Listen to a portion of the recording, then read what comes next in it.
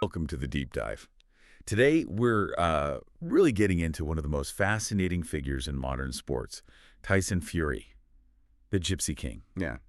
Yeah, he's this incredible mix, isn't he? Like extreme charisma, boxing genius, but also this raw vulnerability. Our sources cover, well, pretty much everything. His amateur days, the really honest stuff about his mental health struggles, and of course, the absolute masterclasses he's put on in the ring. Okay, so let's unpack this a bit. What we want to do is figure out how this guy, this massive figure, goes from basically fighting for his life the moment he's born Literally fighting for his life. to Right. becoming the lineal heavyweight champion. And maybe just as importantly, why the battles outside the ring seem to define him just as much. And you mentioned lineal heavyweight champion. That's actually really key, isn't it? It's not just about the belts from the organizations. It's that historical claim, the man who beat the man. It traces back unbroken. So we hold that specific historic title. What's really interesting looking through everything is how much Fury seems to be constantly fighting the story about him, you know?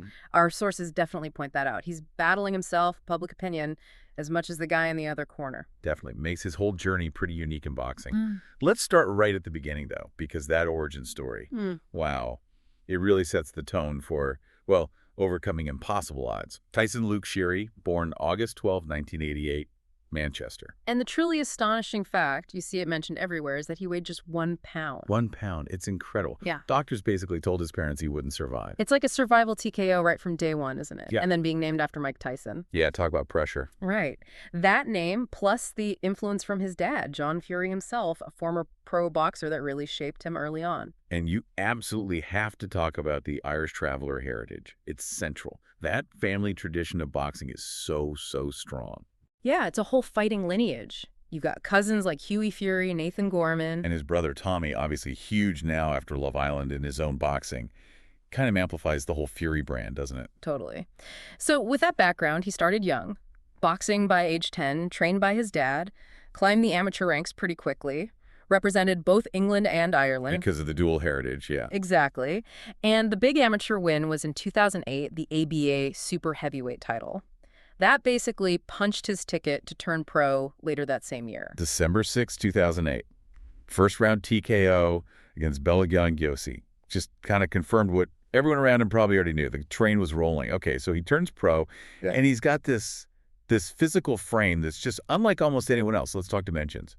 He's 6'9". 6'9", yeah. And the reach, 85 inches. It's genuinely freakish. It really is. And that combination immediately creates problems for anyone he fights, right? Yeah. Because he doesn't move like you'd expect a guy that size to move.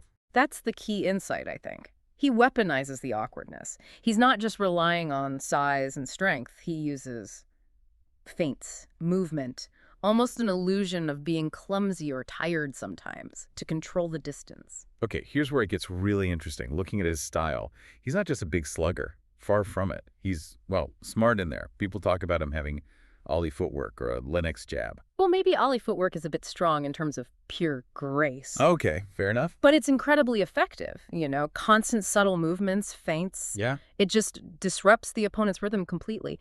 And the unpredictability is key. He'll switch stances mid-round, go southpaw, press forward when you expect him to box on the outside. Forces the other guy to constantly reset. Exactly. Constantly resetting their feet, their game plan. It must be maddening to fight against. And then you layer on the showmanship, the mind games. I mean, who else dresses up as Batman for a press conference? Right. Or sings. Sings.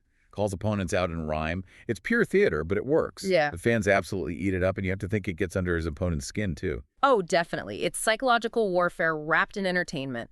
In an era where everything is so managed, PR-wise, Fury just throws the script out the window, sells the fight, yeah, but also probably messes with the other guy's head before the first bell even rings. That intensity, though, it clearly took a massive toll. We need to talk about that peak, then the crash, and that incredible comeback story. The peak, undeniably, was beating Vladimir Klitschko. November 28, 2015. You can't overstate how huge that was. Klitschko hadn't lost in, like, what, over a decade? Over 11 years. Held nearly all the belts. He was this dominant clinical champion, a machine. And if Fury just jammed the gears, didn't? Completely. And the way he did it wasn't brute force, it was tactical brilliance. Sources talk about how he'd switch stances immediately after landing a jab, just small things that constantly forced Latimer to adjust his feet, adjust his rhythm, Never let him get set. never let him get comfortable. That constant unconventional disruption, that's what won him the unanimous decision. He didn't just win a fight, he basically ended an era of heavyweight boxing. But winning came at a brutal cost. The pressure, the scrutiny, it all led to a massive crash.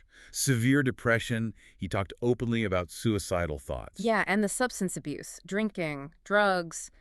The weight gain was shocking, ballooned up to almost 400 pounds. 400 pounds. It's hard to even imagine. He had to vacate the titles he just won, stepped away completely in 2016. Just think about the physical mountain he had to climb to get back from that. It wasn't just losing 30 or 40 pounds like some fighters. It was over 100 pounds, plus sobriety, plus rebuilding that elite athlete mindset and discipline. After such a public breakdown, too. It's almost incomprehensible, really, the dedication required. But wait, you mentioned the vulnerability, which is powerful. But during that time, there were also retirements, unretirements, and pretty controversial statements. Was the Gypsy King persona sometimes a cover for maybe a lack of focus, or was it all just part of the same chaos? That's a really good question, and the sources suggest it might have been a bit of both, you know? The volatility felt genuine, part of that difficult period. But then the comeback itself, starting in 2018, getting sober, losing all that weight, it proved that core resilience was still there. The same resilience he showed at birth, maybe. Perhaps, yeah.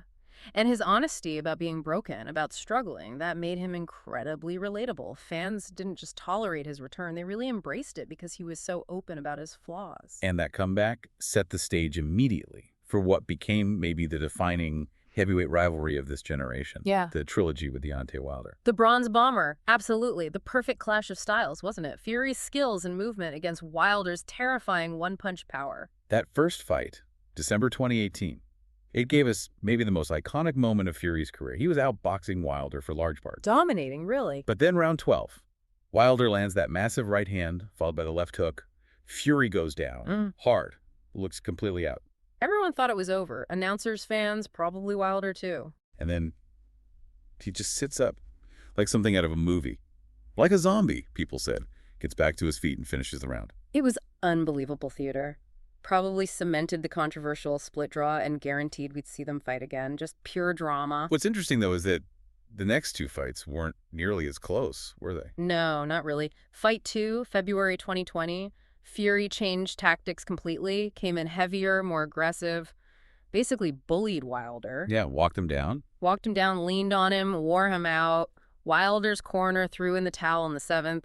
Fury takes the WBC title. And then the third fight, October 2021. That one had more drama, actually. Wilder dropped Fury twice in the 4th round. He did, showed incredible heart himself. But Fury weathered it, came back, and ended up dropping Wilder 3 times himself, rounds 3, 10, and finally the knockout in round 11. That absolutely brutal, brilliant trilogy. Definitely deserves comparison with some of the all-time great heavyweight rivalries like Ali Frazier. It had everything: skill, knockdowns, controversy, heart. Delivered on all the hype, for sure. And he kept fighting after Wilder, of course. Defended the title against Dillian Whyte, beat Derek Chisora for a 3rd time. And then that slightly bizarre crossover fight against Francis Ngannou, the MMA guy. Right. Even that had unexpected drama. Ngannou actually knocked Fury down in the 3rd round. Shocked everyone. It was crazy. Fury ended up winning a split decision, but yeah, it showed he's never far from a chaotic moment, even when maybe you don't expect it. Okay, we absolutely have to talk about the one fight that looms over everything. The fight everyone in boxing, especially in the UK, has wanted for years.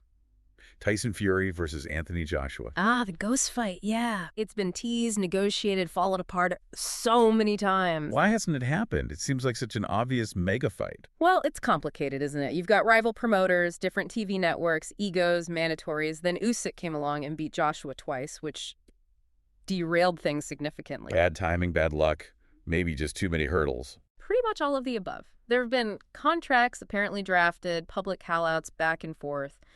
But ultimately, it just hasn't crossed the line, leaving fans pretty frustrated. Stylistically, though, if it did happen, wow. You connect the dots, Fury's movement, that awkwardness, the reach, the unpredictability.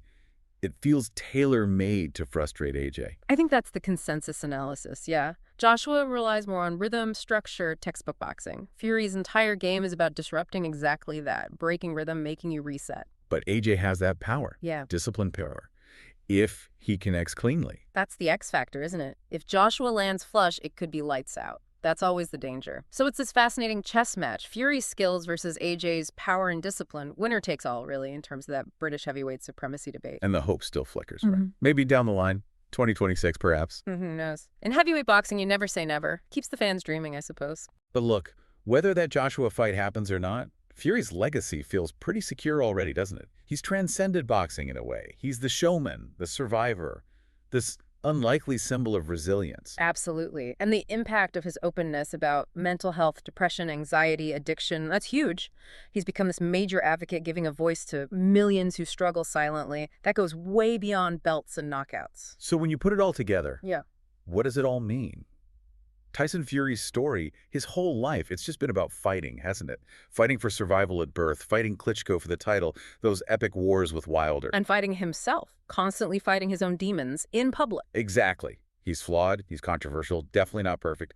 But in a sport that can feel quite manufactured sometimes, he feels, well, fundamentally real, unapologetically himself. Which brings us to maybe the final thought for you, the listener, to ponder. Given everything, the incredible boxing achievements, the Ali Frazier-level trilogy beating Klitschko, and his profound impact, speaking about mental health, which part of Tyson Fury's story will history remember most vividly? Is it the Gypsy King persona, the outrageous showman in the ring? Or is it the raw, vulnerable survivor who showed it's okay not to be okay? What's the greater achievement?